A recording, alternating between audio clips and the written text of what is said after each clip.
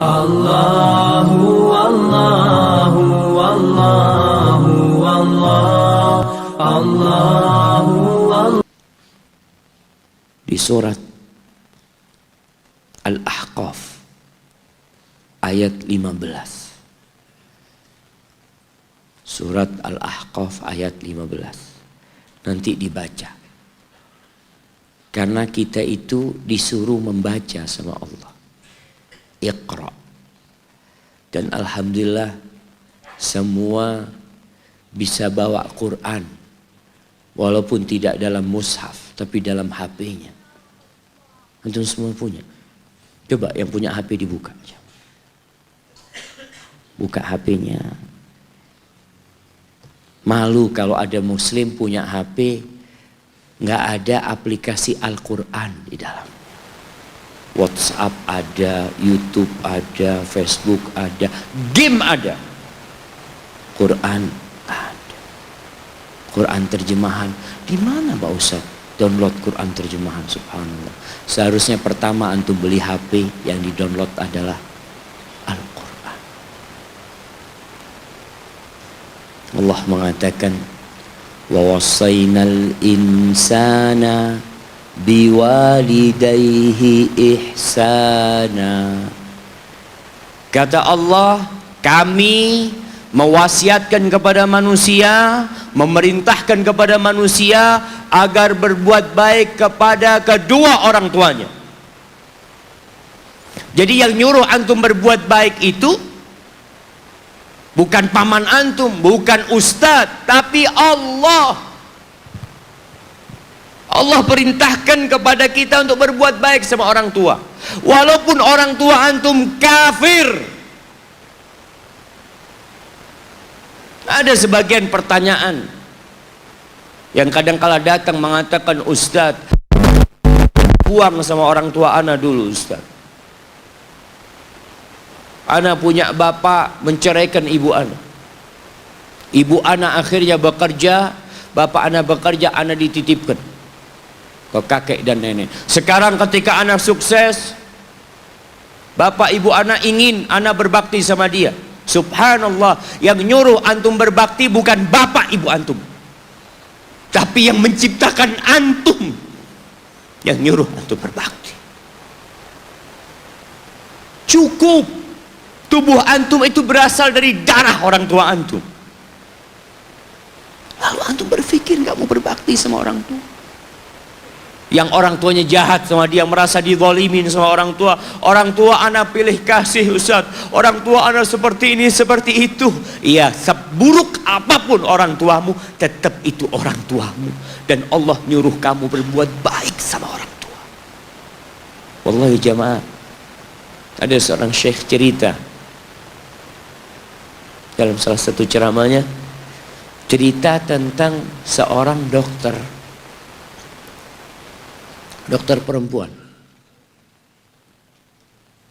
di sana, di Arab sana. Ada seorang anak lelaki bawa ibunya masuk ke dokter ini. Subhanallah, ibunya ini gila, anak-anak muda belum nikah, dia bawa ibunya. Nanti ibunya tersenyum sendiri, ketawa sendiri, masuk ke ruang dokter itu, mejanya dokter diputerin sama ibunya. Anaknya minta maaf, ya dok, kata dia, sekali-kali nanti ngeliat di televisi dokter itu ada gambarnya Ka'bah. Ibunya ngomong, nak kau, bukan nak ngomong, kamu bohong mat kau bohong sama ibu, katanya mau dibawa umroh ibu, kata dia. Nanti diludahin anaknya, digigit anaknya, nanti kerudungnya ibunya terbuka, dipasangin lagi.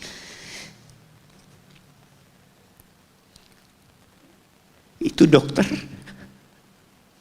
tanya sama anaknya, ini siapa, kata dia. Ibu anak, kata dia. Sejak kapan dia seperti ini? Sejak lahir. Loh, terus gimana engkau bisa lahir? Iya, sama kakek anak, ibu anak dinikahkan, tapi 10 bulan diceraikan. Ya karena seperti ini, anak lahir dari rahim ibu anak. Dan seperti ini kelakuan. Iya, kata dia.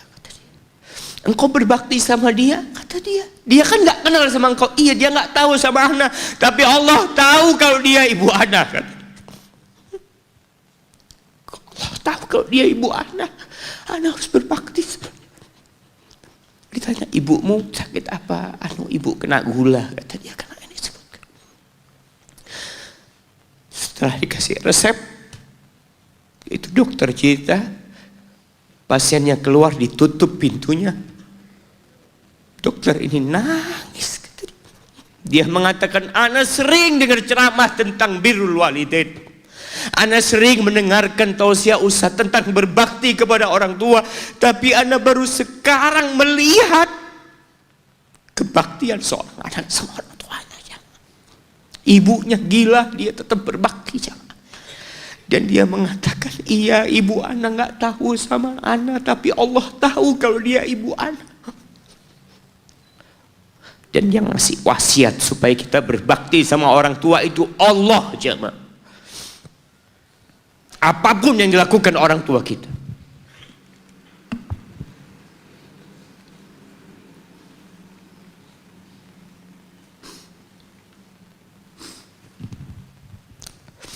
Apalagi ibu. Allah katakan, hamalathu ummuhu kurha wa wada'athu kurha. Ibu kita, hamil kita itu dalam kondisi yang sulit.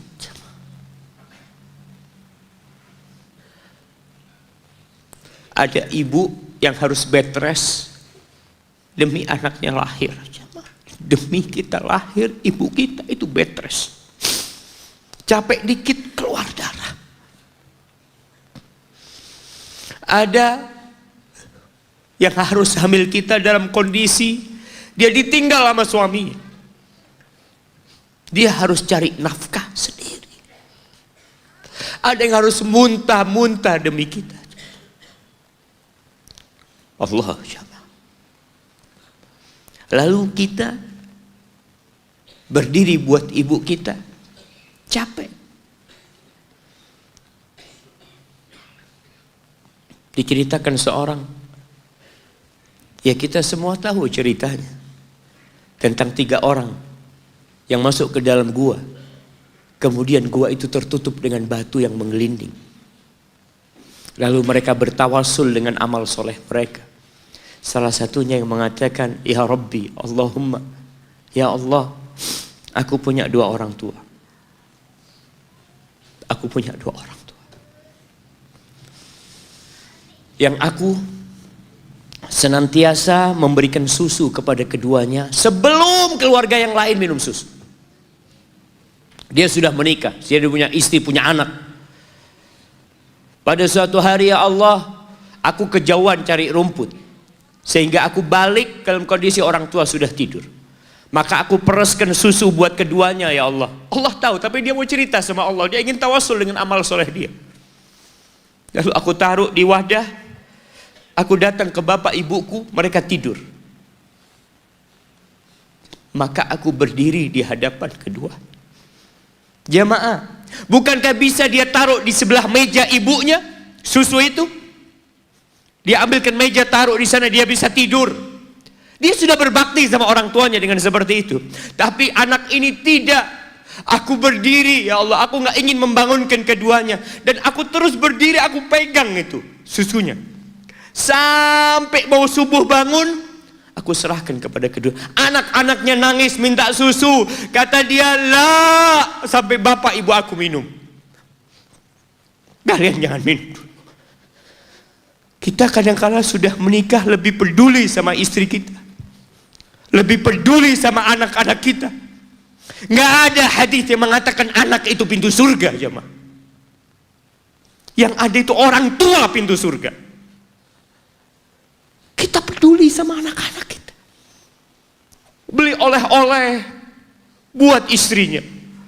Ditelepon istrinya mau apa, kepingin apa. Pernahkah engkau telepon ibumu? Tanya, Umi kepingin apa, Umi? Ana lagi dalam perjalanan, Umi. Jamaah. Itu anak, Masya Allah, dia berdiri. Kenapa dia kuat, jamaah? Karena dia tahu Allah yang nyuruh dia berbakti. Mungkin tidak ada yang melihat berdirinya dia, tapi Nabi ceritakan berdirinya dia. Dari malam jamaah sampai pagi.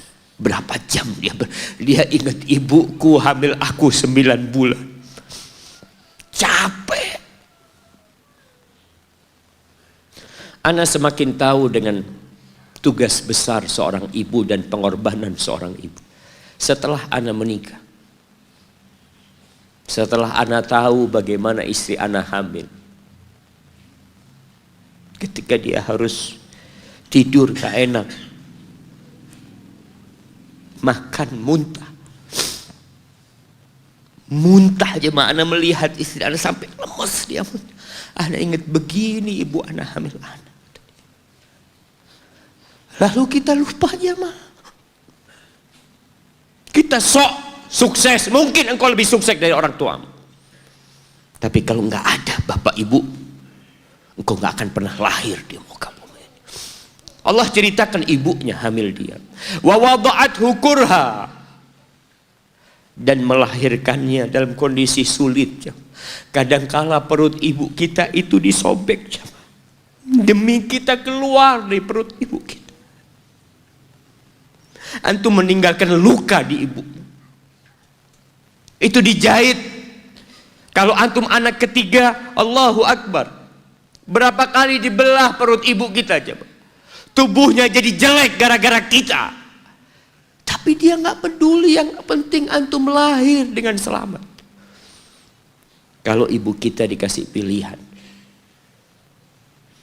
ini nggak bisa diselamatkan dua-duanya. Salah satunya akan meninggal dunia. Kira-kira apa kata ibu antum? Iya, nggak apa-apa dok, selamatkan bayinya dok. Nggak apa-apa dok, biar dia lahir dok. Subhanallah. Berapa banyak ibu yang meninggal dunia ketika dia melahirkan anak. Wa hamluhu wa fisaluhu 30 syahra.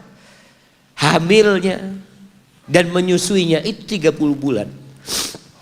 Artinya bukan ketika antum lahir selesai lelahnya ibu kita. Memang ketika antum lahir dengan selamat, Allahu Akbar, ibu itu lupa dengan rasa sakit dia 9 bulan.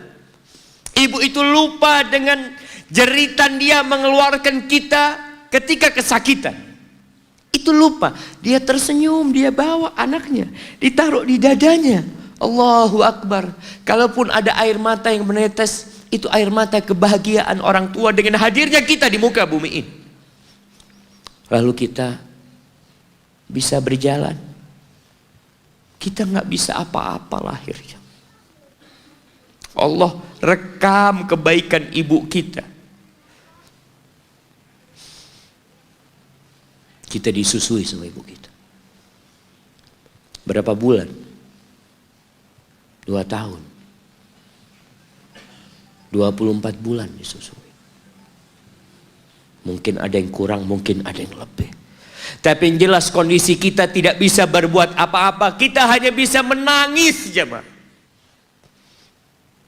Antum lapar menangis, buang kotoran menangis. Siapa yang datang membersihkan kotoran antum? Ibu antum. Yang gendong antum siapa? Ibu antum. Dia susui. Subhanallah, sampai anaknya agak besar sedikit, diajari bicara sama ibunya, diajak ngomong sama ibunya, diajarin berdiri sama ibunya, diajarin berjalan sama orang tuanya. Allahu Akbar. Kemudian ketika antum sukses, antum berangkat ke luar negeri, antum berangkat ke luar kota, meninggalkan kedua orang tua antum, boleh, asalkan dengan ridho orang tua antum. Kalau ibu antum telepon, antum di Batu sini, kuliah, sampai sukses jadi pengusaha di sini.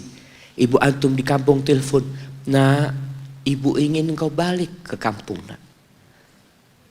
Jangan pernah mengatakan, bu anak kerjanya di sini ibu. Saya ditugaskan di sini, tinggalkan semua pekerjaanmu, pulang ke rumah. Ustaz, gimana dengan istri dan anak-anak anak? Yang ngasih makan istri sama anak-anak antum itu Allah Jalla Jalla. Bawa pulang ke kampung, hidup sama ibu antum. Jamaah, ada seorang sahabat yang izin untuk berjihad, izin untuk mendapatkan surga yang paling tinggi, izin untuk bisa memberikan syafaat kepada 70 dari keluarganya. Kalau dia mati syahid, dia datang kepada Nabi SAW, ditanya, bapak ibumu hidup? Iya, kata dia. Pulang engkau ke sana, fathammal jannah, di sana ada surga. Ilzam rijlaiha, engkau tetap di kaki ibumu. Ini mau jihad, bukan mau cari fulus, jemaah. Bukan mau cari kenikmatan dunia, dia mau cari surga.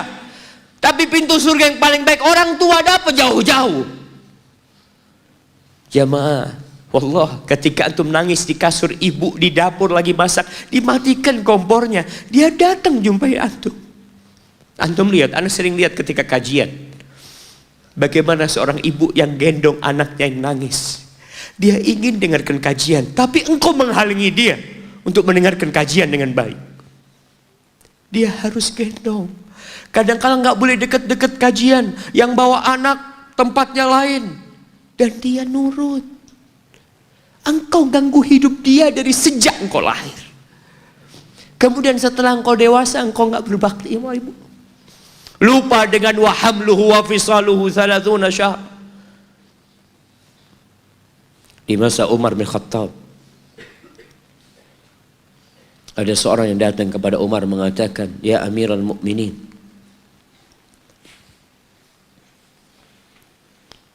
aku ini jadi kendaraan buat ibuku. Aku ini yang membersihkan kotoran ibuku, dan aku palingkan wajahku. Ibuku sudah lumpuh, gak bisa apa-apa, dan aku berusaha untuk berbakti sama dia. Aturani qad jazaituha. Gimana menurut, apakah aku sudah balas kebaikan ibuku? Kata Umar, la, kata dia. Enggak, belum.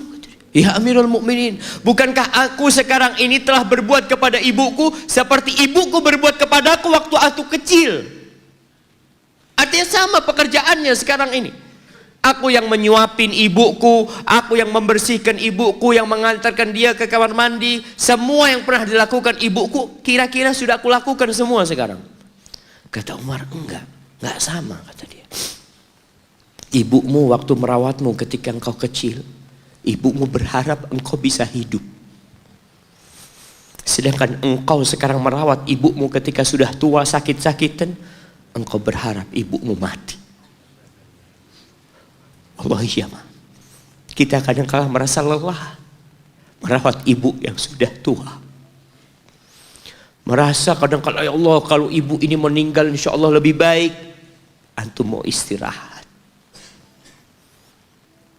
Wallahi jamaah, belum. Suatu hari tatkala Abdullah bin Umar tawaf, ada seorang yang menggendong ibunya.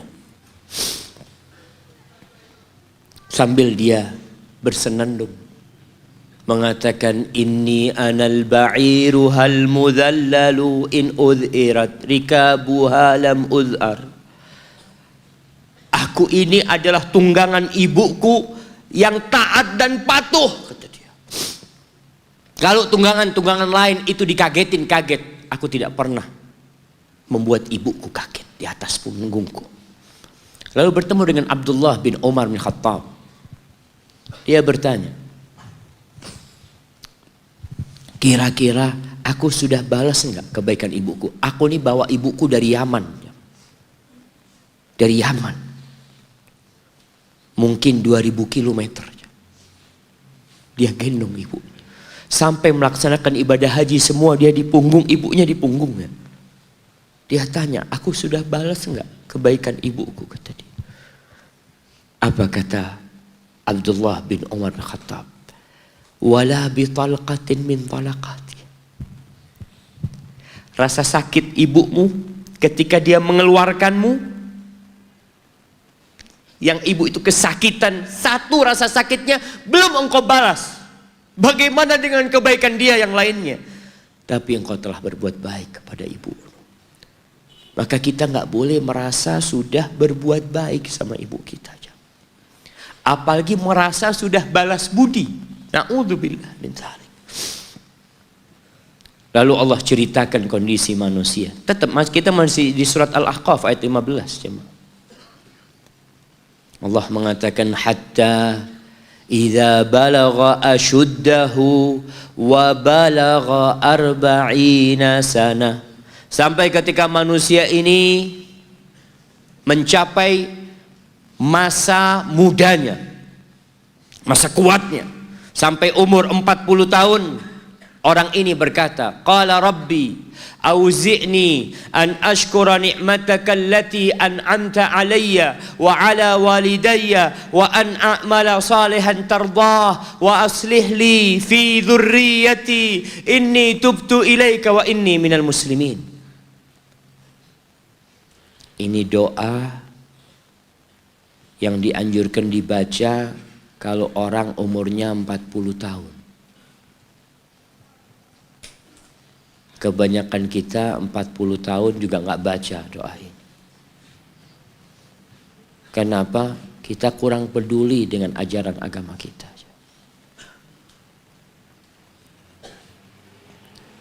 Ada istilah yang mengatakan hidup itu dimulai dari umur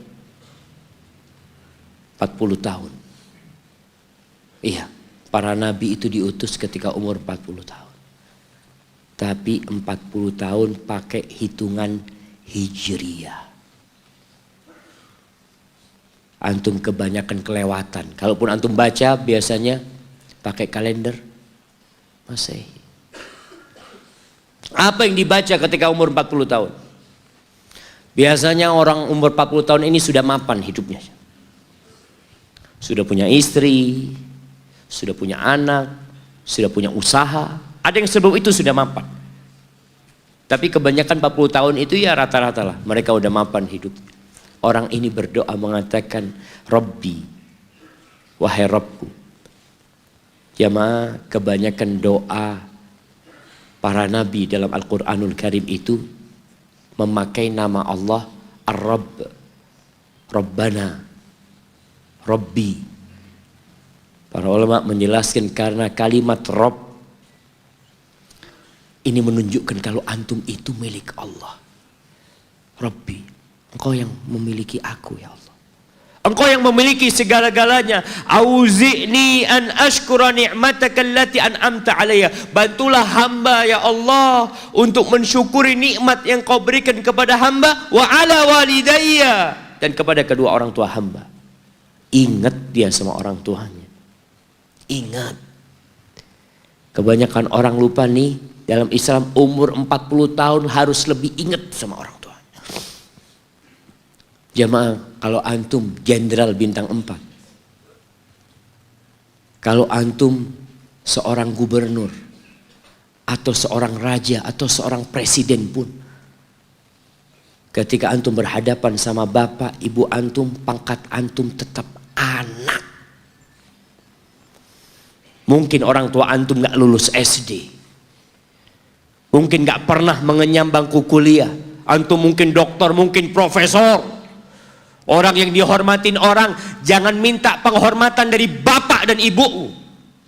Engkau yang harus menghormatin keduanya. Maka diingatkan orang umur 40 tahun, ingat sama orang tuanya. Antum lihat, di mana antum campakkan orang tua antum, di mana antum tinggalkan orang tua antum. Ridallah fi ridal walidain. Keridhaan Allah bergantung kepada keridhaan orang tua kita. Wa sukhtullah fi sukhtil walidain. Dan kemurkaan Allah bergantung dengan kemurkaan kedua orang tua kita. Wa an a'mala salihan tardah. Bantulah hamba untuk beramal saleh yang kau ridhain. Wa aslih li fi dzurriyyati. Dan perbaiki aku di anak keturunanku ya Allah. Jamaah, Balasan untuk orang yang berbakti kepada orang tuanya, kontan Allah bayar di dunia sebelum di akhirat. Balasan buat orang yang durhaka sama orang tuanya, kontan nih, dibayar di dunia sebelum di akhirat. Ma min dzambin ahaqqu an yu'ajjilallahu lahul uquba fid dunya ma'a ma yudakhiru lahu fil akhirah minal baghi wa qati'atir rahim wa fi riwayah wal uquq. Tidak ada dosa yang lebih pantas untuk dibalas di dunia sebelum di akhirat nanti daripada kezaliman dan kedurhakaan kepada orang tua. Jadi kalau bicara berbakti sama orang tua, itu bukan kita ngasih tahu sama anak kita, "Nak, kamu harus berbakti sama orang tua, nak. Kamu harus seperti ini pada orang tua." Nggak perlu. Anak-anak itu perlu contoh dari bapak dan ibunya. Berikan contoh, dia akan berbakti. Ingat seorang anak yang dia tinggal sama bapaknya. Bapaknya tinggal sama dia. Bahasanya bapaknya tinggal sama dia. Berarti bapaknya ikut dia. Bukan dia yang ikut bapaknya. Sudah tua bapaknya. Istrinya kurang suka sama bapaknya. Ya udah tua ngerepotin. Akhirnya istrinya usul, gimana kalau bapak ditaruh di atap. Jadi rumah itu ada atap, ada kamar biasanya di sana di Arab sana. Akhirnya si suami nurutin istrinya. Mengatakan, ayah keberatan nggak kalau tinggal di atas? Oh nggak apa-apa nak, yang penting kau seneng nak. Bayangkan, wallahi orang tua kita itu. Yang penting anaknya bahagia. Akhirnya dipindah ke atas. Tiap hari bapaknya ini dikirimin pakai piring dari plastik. Plastik apa seng, nggak lupa. Kirimin ke atas makan ya. Nanti bajunya dicuci. Pokoknya nggak kumpul sama cucu-cucunya aja. Seakan-akan diasingkan di sana. Sampai meninggal dunia. Sudah meninggal, selesai. Orang itu kalau orang tua yang meninggal selesai, sudah beban hidup dia. Padahal itu pintu surga yang sudah ditutup buat antum. Maka sebagian ulama ketika ibunya meninggal menangis. Ditanya, kenapa engkau menangis seperti ini, kata dia. Gimana aku tidak menangis, pintu surga terbaik udah tertutup buat aku, kata dia. Udah selesai. Aku belum berbakti sama dia, dia sudah meninggal. Akhirnya ketika meninggal dikubur, bapak anaknya ini mau bersih-bersih kamar bapaknya bersama anak dia. Bersih-bersih, sudah dimasukin kantong hitam ya, macam-macam. Ketika piring tempat anaknya ini ngirim makanan buat bapaknya, mungkin cucunya juga ngirim buat bapaknya, mau dibuang, kata anaknya, ayah jangan ayah, buat aku ayah. Kenapa nak? Buat apa piringnya? Iya ayah, nanti kalau ayah sudah tua, aku akan pakai ini buat ayah. Kasih minum. Anak kecil nggak tahu apa-apa aja. Dia pikir itulah berbakti sama orang tua. Dia ingin mengulangi apa yang dia lihat, dia ingin praktekkan sama bapak. Bukan karena dia ingin durhaka, bukan. Karena dia berpikir itulah kebaktian jemaah. Ketika si anak ini melihat anaknya mengatakan itu, dia nangis dia jemaah. Dia ciumin baju bapaknya yang ada di sana. Selesai sudah jamaah. Selesai. Pintu surga itu sudah ditutup buat antum. Maka nggak perlu antum kasih ceramah anak antum tentang berbakti. Antum minta sama Allah, perbaikin di anak keturunanku ya Allah. Iya. Agar mereka berbakti, bermanfaat. Buat kedua orang tuanya, buat negeri ini, buat agamanya. Tapi tidak hanya dengan omongan.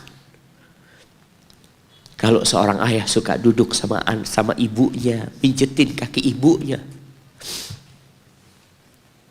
Antum suka ambilin sandal buat bapak antum. Kadangkala kan orang kalau pakai sandal masuk rumah itu sandalnya ngadep ke rumah. Antum suka belokin. Antum keluar dari masjid, sandal bapak antum lurusin. Antum gak usah suruh anak antum melakukan itu sama antum. Dia akan lakukan itu sendiri. Birrul walidain, berbakti kepada ibu khususnya. Itu bukan ceramah yang disampaikan. Bukan pidato yang disampaikan oleh seorang orator. Enggak. Tapi sesuatu yang kita praktekkan dalam kehidupan ini. Inni tubtu ilaika wa inni minal muslimin. Ya Allah, aku taubat ya Allah. Aku mohon ampun kepadamu. Aku termasuk orang-orang yang berserah diri kepadamu. Jamaah, man ahqun nas bi husni sahabati. Siapakah manusia yang paling pantas mendapatkan kedekatan kita sama dia? Sahabati. Bukan hanya servis dari kita, tapi pendampingan dari kita. Kita lebih sering duduk sama sahib-sahib kita. Ini ketika sahabat bertanya, siapa ya Rasul sallallahu alaihi wasallam? Qala ummuk, ibumu. Qultu thumma man? Setelah ibu siapa? Ummuka, ibumu lagi. Qultu thumma man ya Rasulullah? Iya, aku tahu ibu. Kemudian ibumu lagi. Qultu thumma man? Thumma abuk, baru bapakmu, baru orang yang dekat lainnya. Bayangkan Rasulullah sallallahu alaihi wasallam ya, sampaikan ini kepada ya aktivis gender yang mengharapkan persamaan lelaki dengan wanita. Di dalam agama kita wanita diletakkan 3 kali di atas laki-laki dalam kebaktian. Bukan sama bapak, tidak. Maka bapak jangan pernah iri ketika melihat anaknya lebih cinta sama ibunya, lebih berbakti sama ibunya, karena itu syariat Allah Jalla Jalaluh. Iya, kita tetap berbakti sama bapak kita.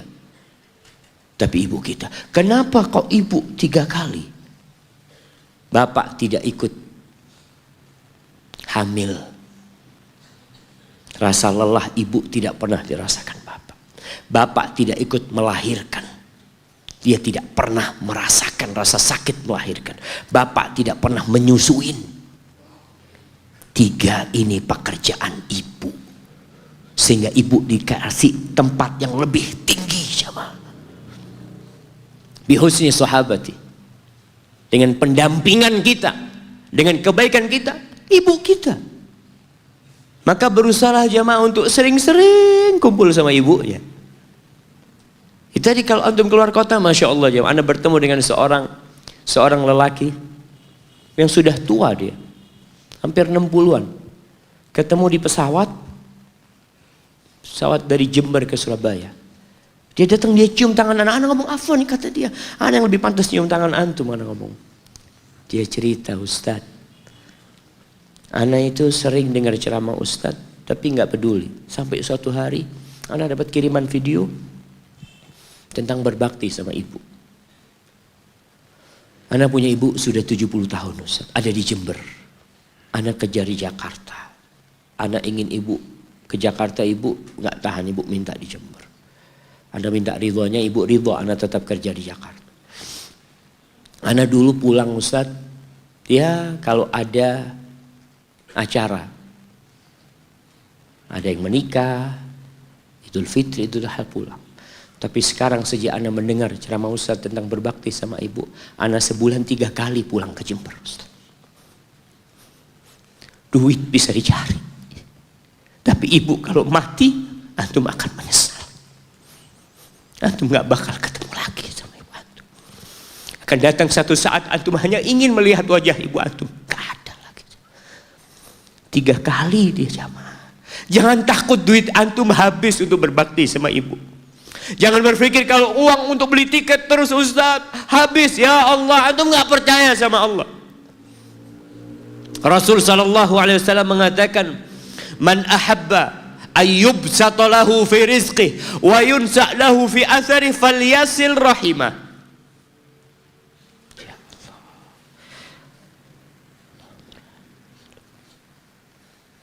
Barang siapa yang ingin rizkinya diluaskan, barang siapa yang ingin umurnya dipanjangkan, apa yang dia lakukan?